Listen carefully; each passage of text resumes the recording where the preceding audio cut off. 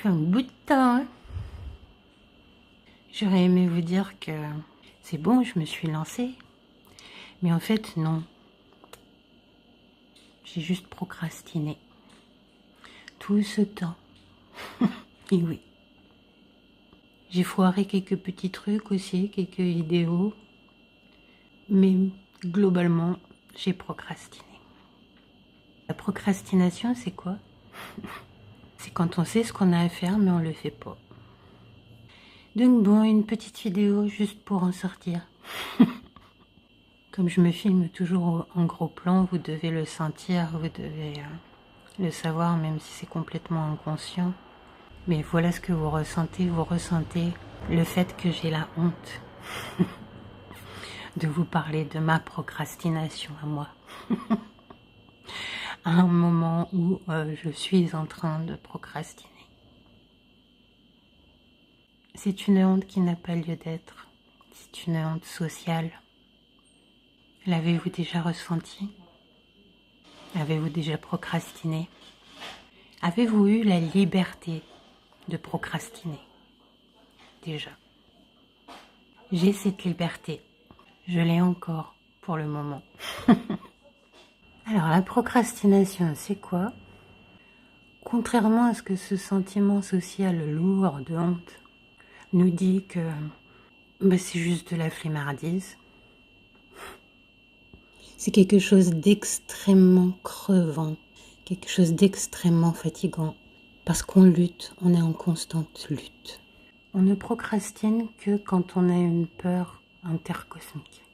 Et là, durant ce tiers de mois, je me suis cognée à ma plus grande peur, celle de ne pas être entendue, mais ça inclut aussi celle de ne pas être comprise. Après 28 ans de recherche empirique, 28 ans quand même, je me sens vraiment spécialiste de nos capacités inconscientes. Et donc tout ce que je fais avec les gens, c'est assez inconscient pour eux. Et durant ces 28 années, ça m'allait bien. Ce que je pouvais faire, voir les résultats et en tirer mes conclusions. Mais là, je m'adresse à vous directement. Je m'adresse à votre conscient.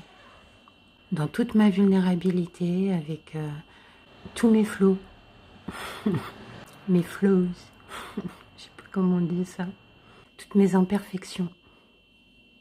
Et ma plus grande peur, c'est de ne pas être vue telle que je suis, de ne pas être comprise telle que je suis, de ne pas être entendue comme je dis les choses. Merci maman, merci papa, merci la vie. Donc pour arrêter de procrastiner, l'idéal, c'est de ne pas se forcer par cette honte sociale qu'on ressent, mais de guérir la peur. La peur qui engendre cette procrastination. Il faut un temps de procrastination pour arriver à identifier la peur aussi. Il faut un temps de procrastination pour trouver le courage d'y aller malgré tout. Malgré cette peur, parce que c'est la seule manière de vaincre la peur, c'est d'y aller malgré la peur. Et plus la peur est intense, plus il faut du temps. Notre inconscient sait des choses, mais il nous faut du temps pour que notre conscient l'intègre. Donc voilà, j'y vais, malgré ma peur de ne pas être entendue, comme je dis les choses, de ne pas être vue comme une spécialiste parce que je me fais pas encore des sous avec ce que je fais. De ne pas réussir à vous montrer ce que je sens en moi et pourquoi est-ce que mon intuition me pousse avant que je sois prête à faire les choses. Et là, c'est encore une peur de vous le dire et que ça ne se produise pas. Parce que ce n'est jamais qu'une intuition. Vous voyez un petit peu comment on a été éduqués. Mais bon, je vais vous le dire.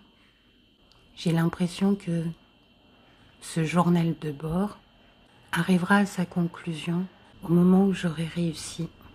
Au moment où vous pourrez voir que C'est pas parce qu'on est SDF aujourd'hui, c'est pas parce qu'on est au RSA aujourd'hui qu'on le sera toujours. C'est pas parce qu'on est pauvre aujourd'hui qu'on le sera toujours. Sauf si on en a envie. Parce qu'il y a des bienfaits aussi dans la pauvreté. J'ai pu le vivre. Mais c'est pas parce qu'on est dans cette situation-là aujourd'hui qu'on le sera toujours. Et c'est pas parce qu'on est dans cette situation-là aujourd'hui qu'on n'est pas un spécialiste de quelque chose. De quelque chose qu'on a apporté au monde. C'est comme ça que j'aimerais que vous voyiez ce journal de bord. Le journal de quelqu'un qui part de rien, de zéro, pas même un toit sur la tête. Et qui peut néanmoins créer quelque chose qui pourra faire du bien à tous ceux qu'il touchera. Parce que si vous me voyez faire, avec toutes les bagarres qu'on doit mener avec le monde entier et avec soi-même, vous saurez que vous aussi vous êtes capable, que vous aussi vous pouvez être, que vous n'avez pas à accepter une situation difficile comme votre destin. Et votre destin définitif.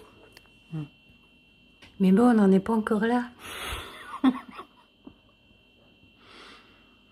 Eh non, toujours pas. Bientôt 1 an plus tard. Mais en tout cas, j'ai mis fin à une procrastination de 10 jours quand même. Youpi!